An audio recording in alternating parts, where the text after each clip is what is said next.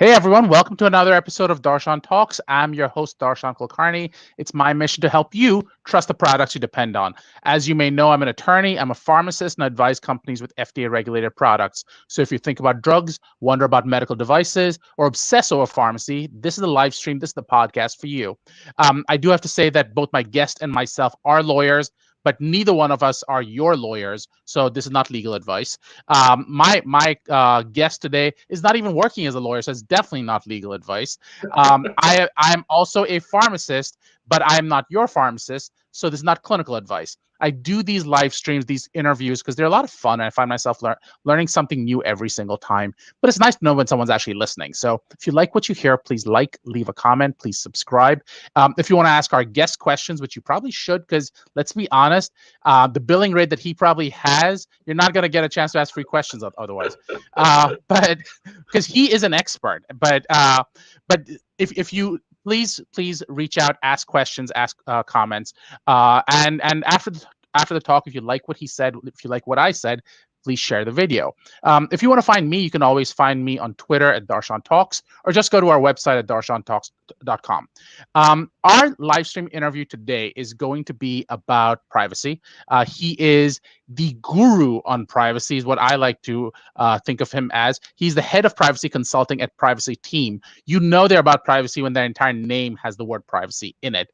So, I love how they call themselves Privacy Team, like it's like three guys in a boat, but it's much bigger than that, and they're helping a lot of people at a global level. That would be a So very boring. That would be a very boring boat, Darshan. Three privacy people in a boat. I don't know why. Somehow I have a visual of people in a boat in a team. I don't know why that. Just it's not. I must have been watching way too much of this TV show called um, uh, Anchored or something. I'm blanking on it. These yachting reality shows. That's what I've Okay. been watching. Interesting. So apparently I'm thinking of voting. But our guest today, as I mentioned, is the head of privacy consulting at Privacy Team. So if you care about privacy discussions, we're hoping to really talk a little bit about international privacy. We're going to get into possibly about China. That's sort of our main thrust. But main thrust at this second. I have a feeling it's going to evolve very quickly. But I'm curious if we get a chance to get into things like Brazil. I'm curious about the EU standard clauses. I'm curious about New Zealand and what's happening there. The UK, because the UK is right now just dealing with all kinds of issues from Brexit. Even they don't know what they don't know. I read about this, has nothing to do with privacy, but I just read they're now asking EU truckers to come work in the UK, and you're going, wait, didn't you leave the UK, the EU for that? Like, why are you asking people to come over? And then you've got Canada, which is for the US, the nice neighbor above us. So I have so many questions. I'm delighted to have him on. Our guest for today, Avishai Ostrin. Hey, Avishai. Hey, Darshan. It's great to be back on the show. Thanks for having me again, and thanks as always for the intro. Always colorful and exciting. Always colorful, exciting. I guess that's one way to describe it because I have major ADHD issues. But let's talk a little bit about privacy and let's talk about China. So Mm-hmm. my first question for you is, um, isn't it a little weird to talk about privacy in China when you know that it's one of the biggest surveillance states in the world? So that's a great question. And you always you always hit it off with hitting the nail on the head. Yes, it's a little bit, on the one hand, it can seem a little bit strange because we know that the government practices there, are a little bit problematic. But people need to remember that China's is one of the, if not the biggest economies in the world. So yes, they have, very interesting practices from government, but they also have a huge consumer market and extremely advanced when it comes to things like, like introducing new technologies, when it comes to payments, when it comes to, tracking and things like that, and just introducing, and they also have I don't know if you're familiar with this, but they also have, their own equivalent of a certain, some of the things that some of the tools and the apps that we use, right? So, for example, one of the most common chatting apps is. Weibo. Right, exactly, and which is kind of similar to WhatsApp, but so much more advanced because you can transfer payments on the WeChat and all kinds of things like that. So it's almost kind of like it really is an economy within itself, and so companies who are active in China should obviously be aware of the new Chinese PIPL, so the Personal Information Protection Law Act that just came into that was just legislated and actually comes into effect in a month on the 1st of November. So if you haven't yet prepared, you should be prepared. So that raises the question. I mean, the privacy law was released not that long ago. I want to say it's been maybe a couple of months. So Not even. Yeah. So my question for you is, GDPR, we had 2 years of notice. Right. And even then there was like, is this too short? And we're talking about a couple months here. Realistically, is it possible to comply with Chinese requirements within 2 months? And I'm using 2 months as a number, but yeah. Yeah, so I think there's the good news is, right, that when you look at the Chinese law and you actually read it and you dive into some of the clauses, it really does echo a lot of what GDPR has done in Europe. So for companies that have already implemented a GDPR-based program and already have those practices kind of incorporated into their day-to-day, won't have to do much in order to kind of tweak their practices for compliance with the Chinese law. I think the challenge will be obviously for the companies that haven't yet done anything like that. Maybe they don't have a operation in Europe yet. Maybe they're just in the U.S. And in China. And then you'll have a lot more of the of work that needs to be done in order to implement the new legislation. Which really takes you to that next component, which is, yes, maybe you have policies that comply with, say, GDPR, but one of those components and one of the policies that go along with it is you need to keep your data in the EU, which means you're now mounting servers in the EU. You're making sure that these servers aren't sending data across international lines. When you have that same impact or those echoes, as you put it, in China, now you're talking about mounting servers in China. And that, even if you have the policies in place, the physical acts will probably take more than a few months, though, don't you think? Or is it much simpler now? Well, actually, I'm gonna challenge you on the statement that GDPR requires data localization in the EU. There are many people that kind of have that view.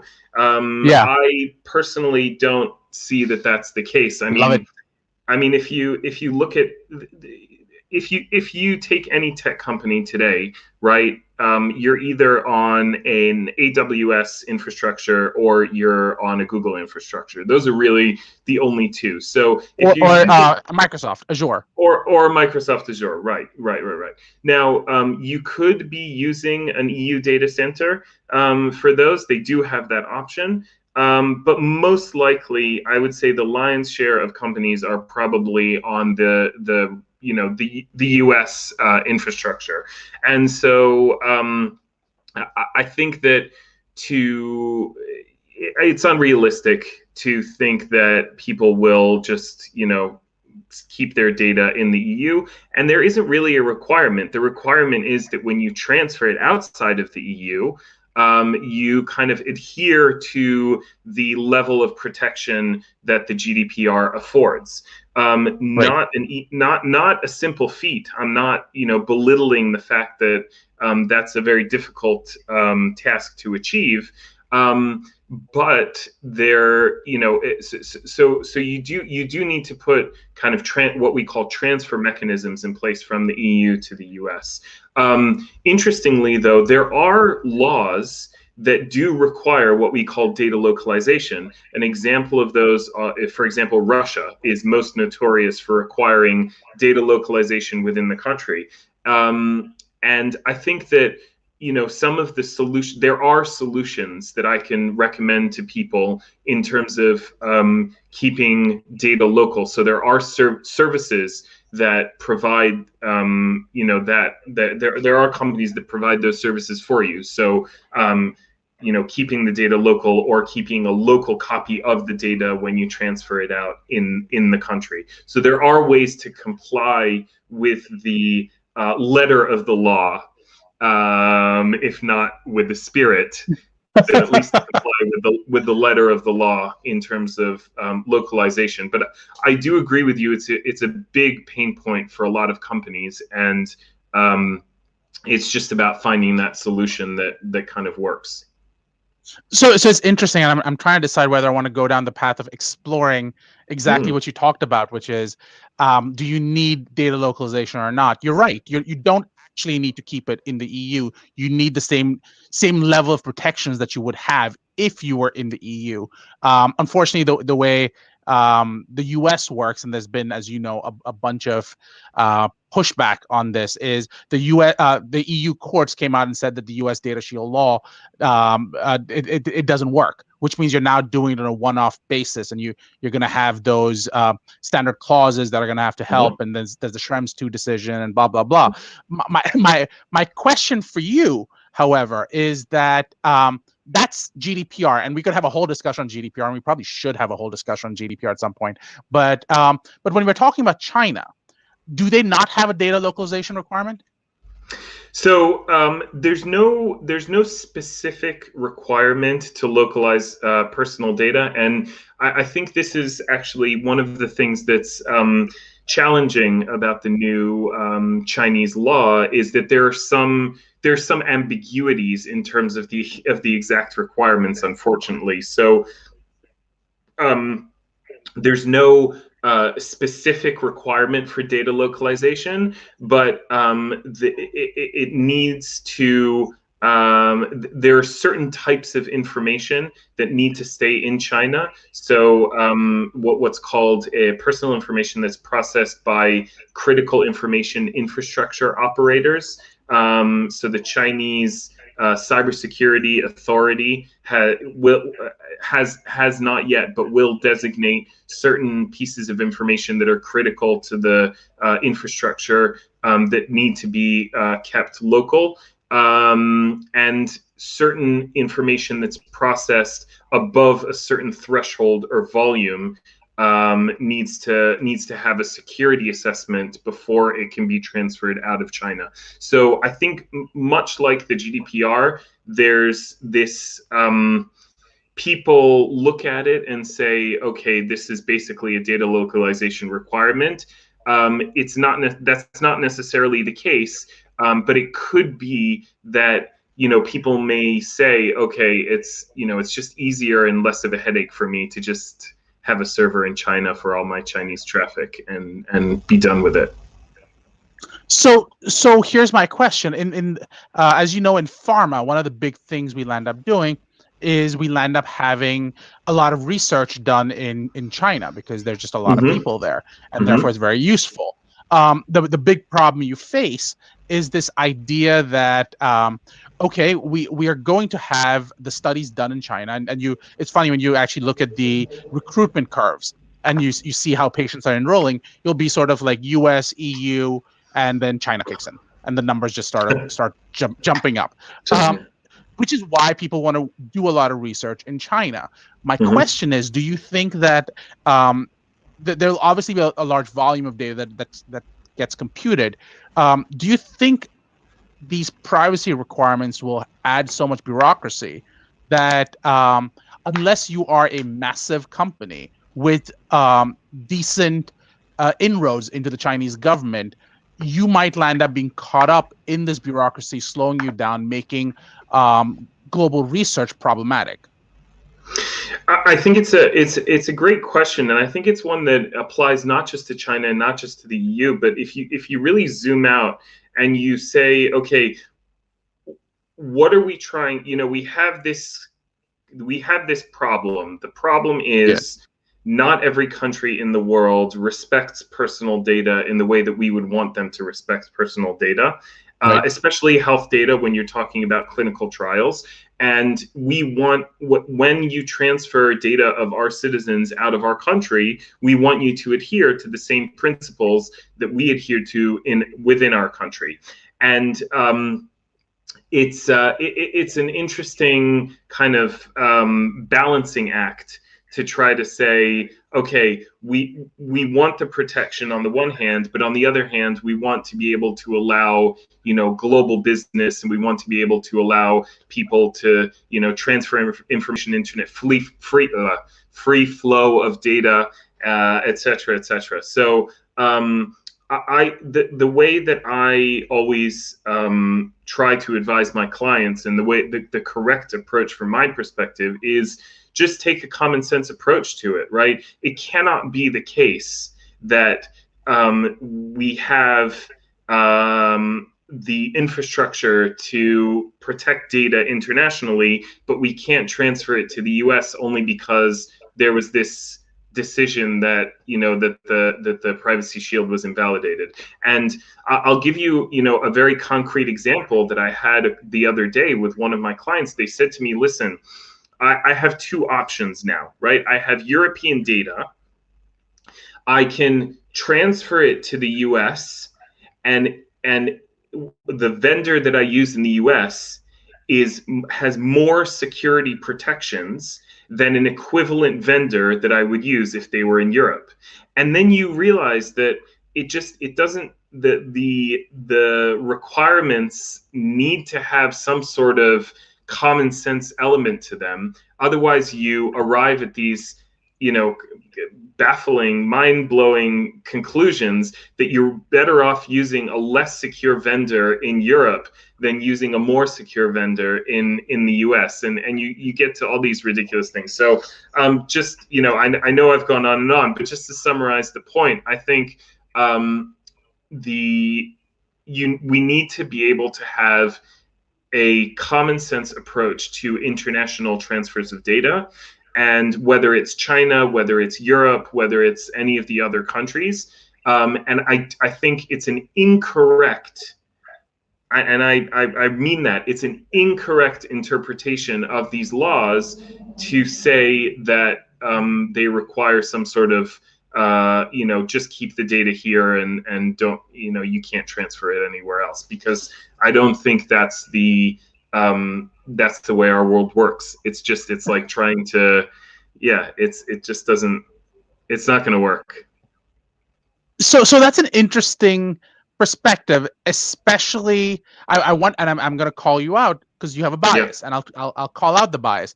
You come from a country where they literally said, we want our data to be used because we think it helps global research, which I think is a very positive thing.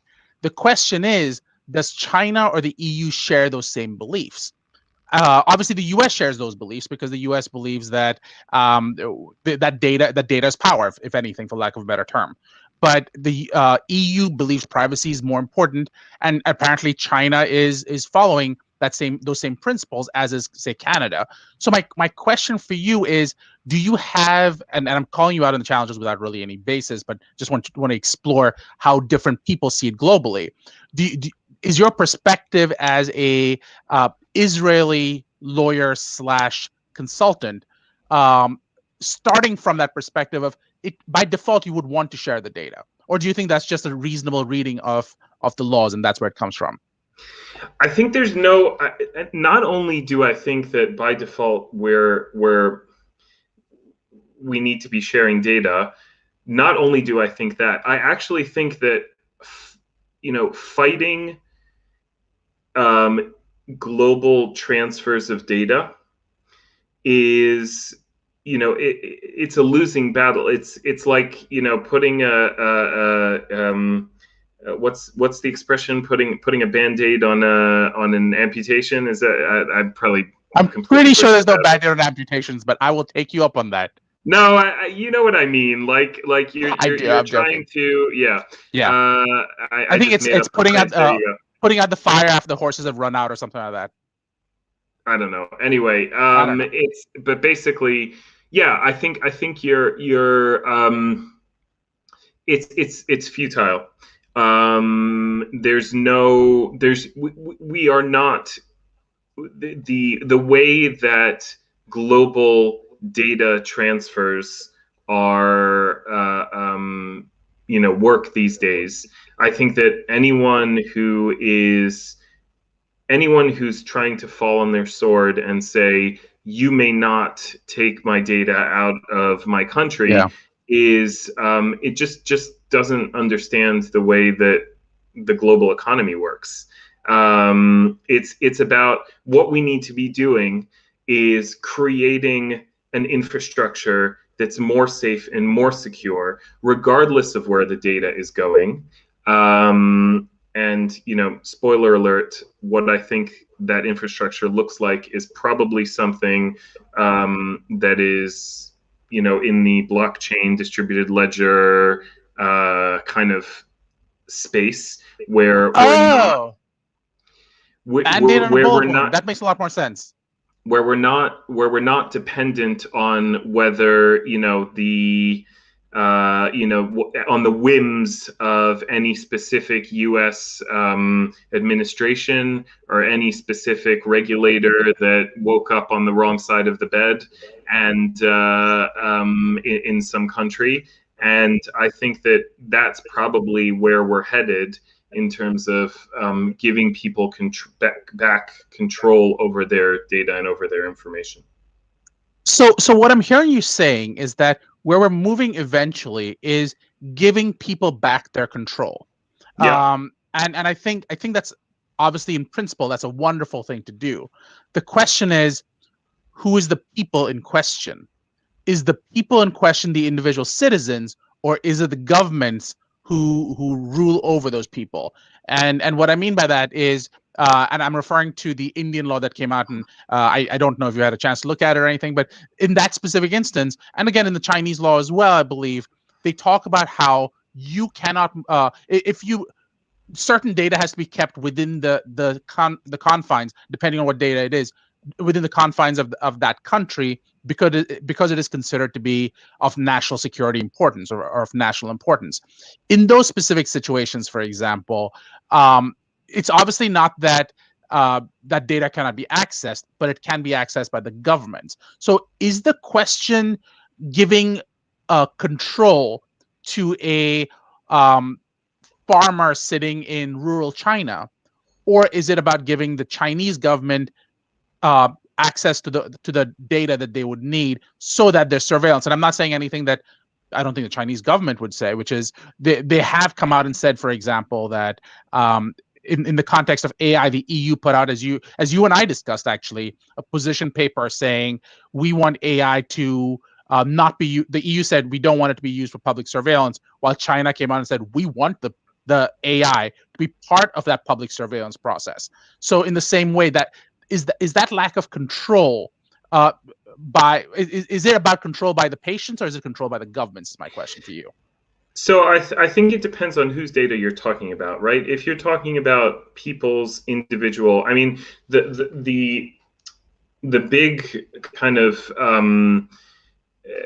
revolution, or the big base, or the basis upon which GDPR was founded, and all of European data protection law, all the way back to Convention 108 and even before that, is that personal data, my personal information is mine, and it's a human right for me to be able to own, control, and have complete control over my personal data and what gets done with it. So if you're talking about individuals, then I think the answer is absolutely yes. It needs to be the individual that controls that information.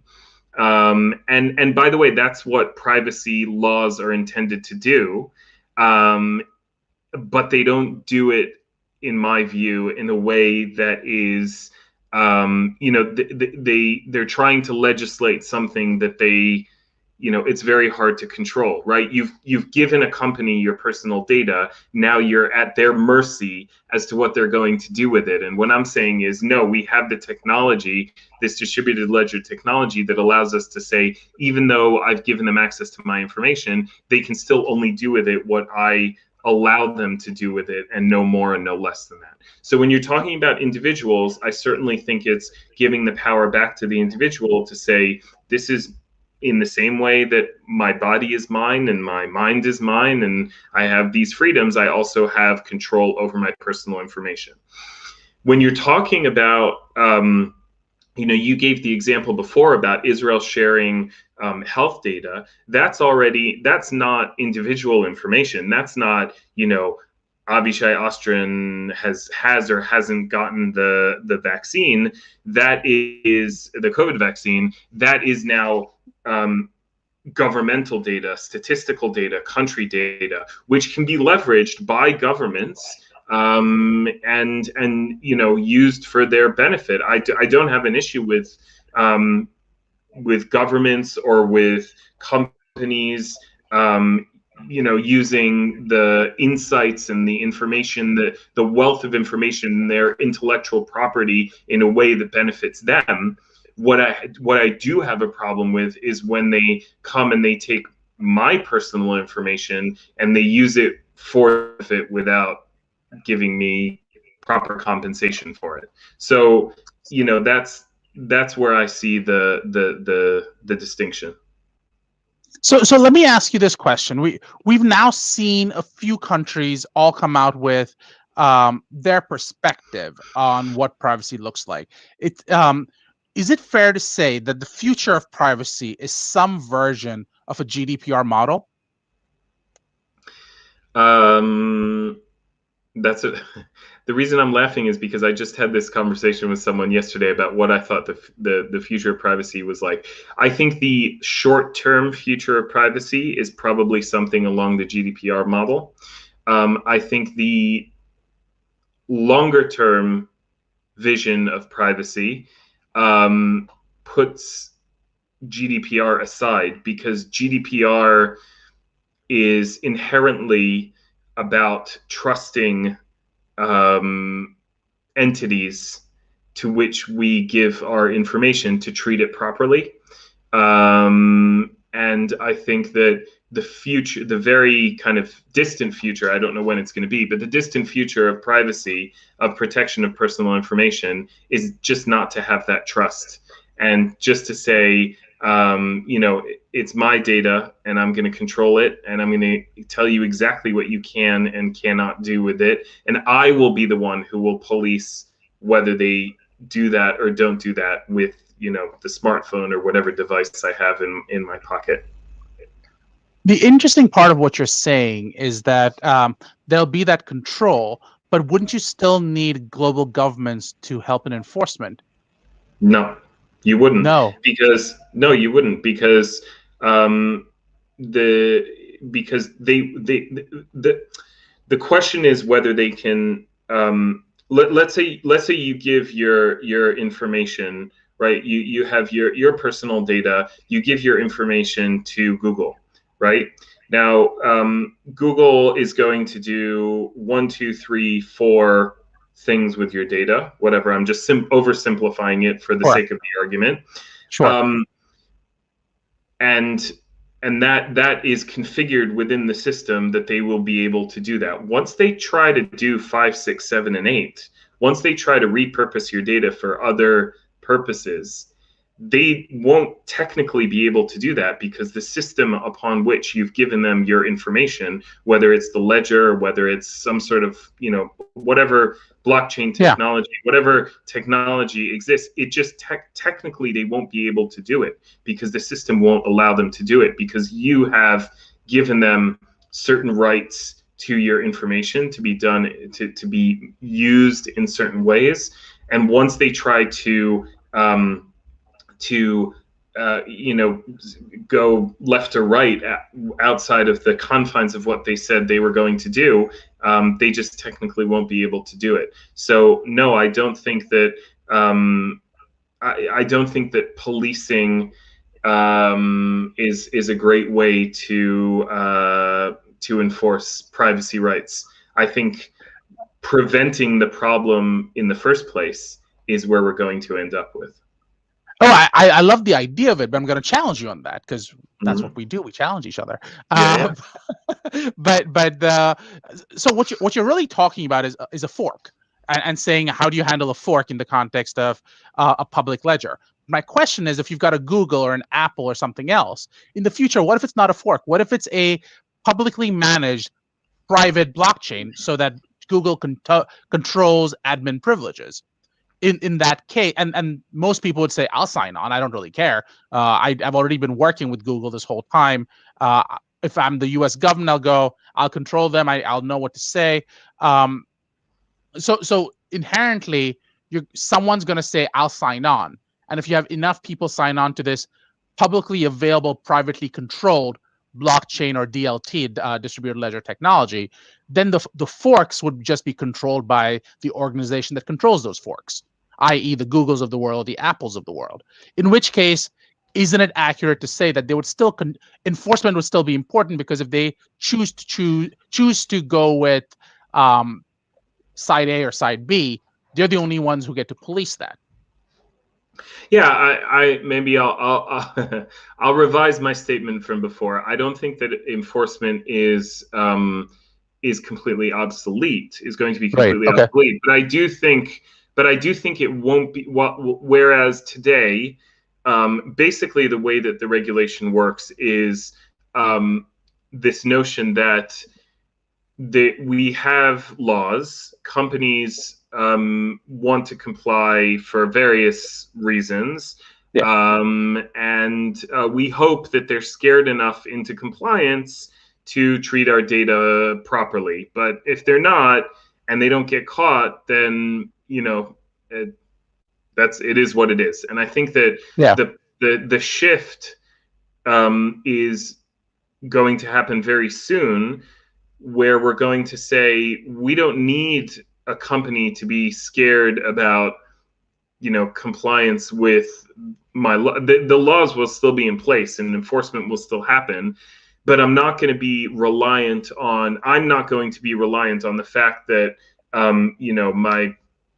you know, some SMB here in Israel is going to exploit my personal data for their own gains, because they simply won't be able to do it from a technical perspective, because we're going to be exchanging data in a way that will allow me to retain control over the data that I give them, even after I've given it to them.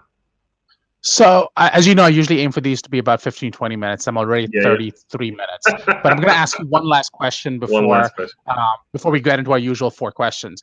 But my last question to you is, statement I read, this several months ago, if not several years ago at this point. I really can't tell with COVID. But the question I have is,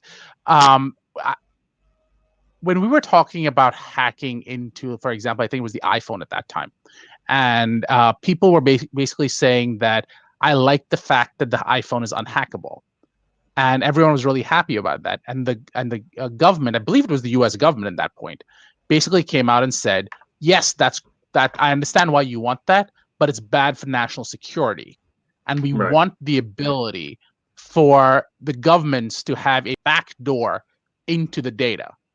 Do you foresee a world of privacy full of backdoors? When you say like a world full of backdoors, are you talking about? I made that term up. I have no idea. Yeah, I'm thinking of governments is what I'm talking about. I mean, it's listen, at the end of the day, I think that we need to be able to find a balance. And anything on the extreme is going to be bad in either way. So I think that too much privacy / anonymity is bad because it allows people to be lawless and behave in ways that we don't want them to behave, and we have Like a certain Facebook norms. forum? Exactly. And we have certain norms in our society that we want to to still be able to enforce. But of course, the flip side of that is also bad, right? We don't want a China that's surveilling our entire population on a 24-hour basis without any indiscriminately. And so I think it's just a question of how do we come up with a system that on the one hand allows people to have their rights and have their information protected and respected on the one hand, but on the other hand allows the government to fulfill its duty and its obligation to protect its own people. And so I think, as with everything, I think there's a balance that needs to be struck. And I'm going to give a very lawyerly answer, Darshan. I think you'll appreciate this one. I think it really depends, and we will, and I don't have the answer, right? I don't have the magic, the golden ticket that says here's the answer, here's what we should do, and here's the plan. I just know that the both looking at how technology is evolving and looking at what is happening with data breaches and people's information being stolen and sold on the dark web and all these things, it's not going to go on for much longer in this. Something's going to give. And I think that what's going to give is we're going to see fundamentally a shift to people having more control over their information.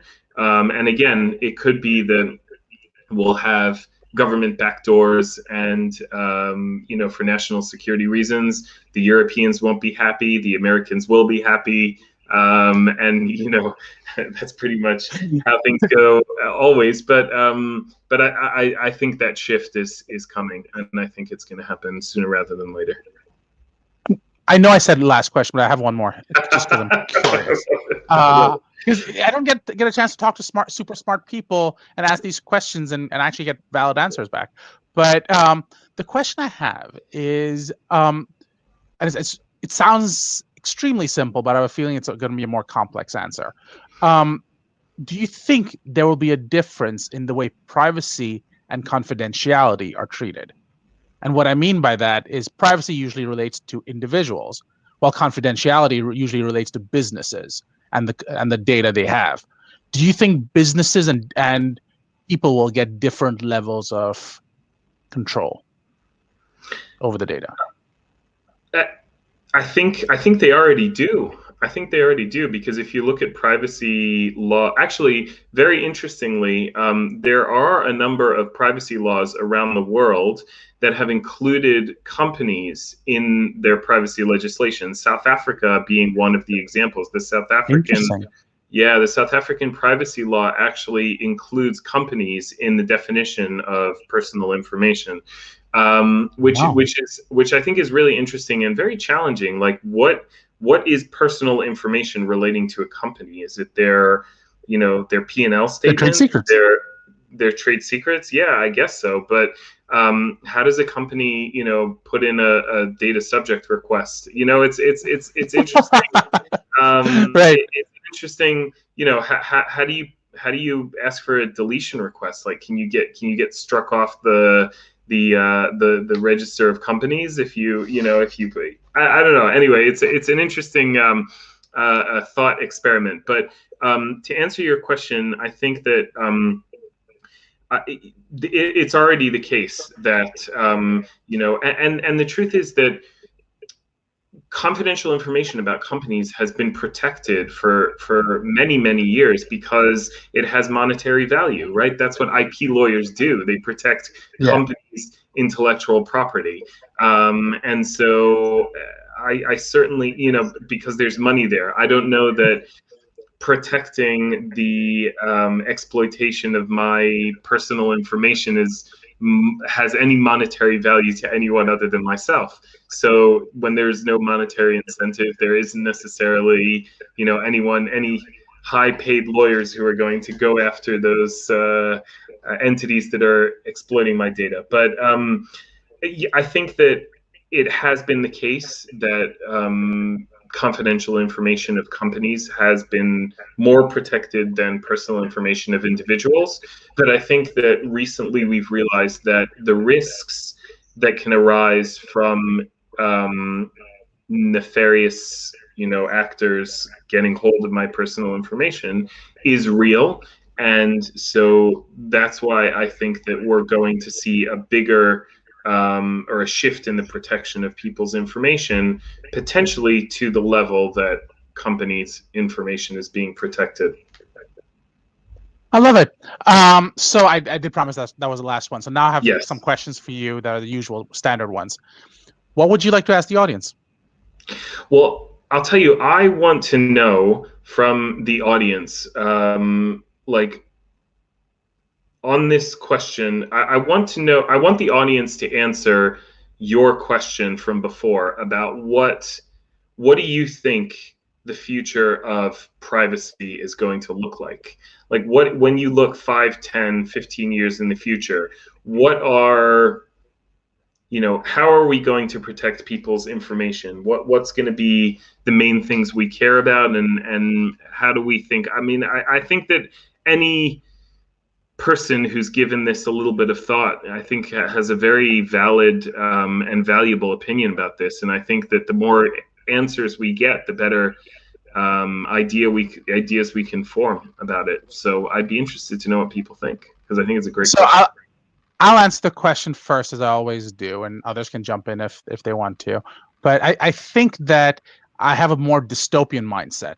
And what I mean by that is I think that privacy it'll seem like we're getting more control of our privacy, but it will probably get exploited in more commercial ways. And I think a really good example of that is what Apple and Google are doing, where they're saying, no, we really value your privacy, so we're going to actually not let anyone else use your data, except for the fact that if you're in Apple's environment, Apple gets to use it and becomes the primary source of that data, and therefore is king.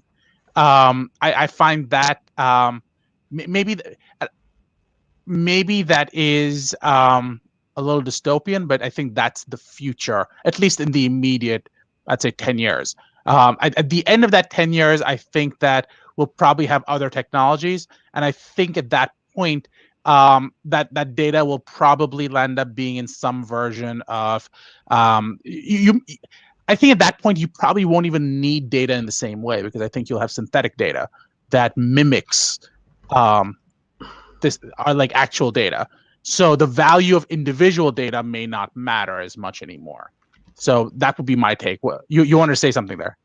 No, I think the mention of synthetic data is absolutely spot on. I mean, I'm a huge fan of the potential that synthetic data can have, and for people who maybe don't know what synthetic data is, it's basically information that is created out of thin air, but mimics the characteristics of people's actual information, so that it can be analyzed, manipulated, but it's okay because it's not people's real information, it's synthetic information.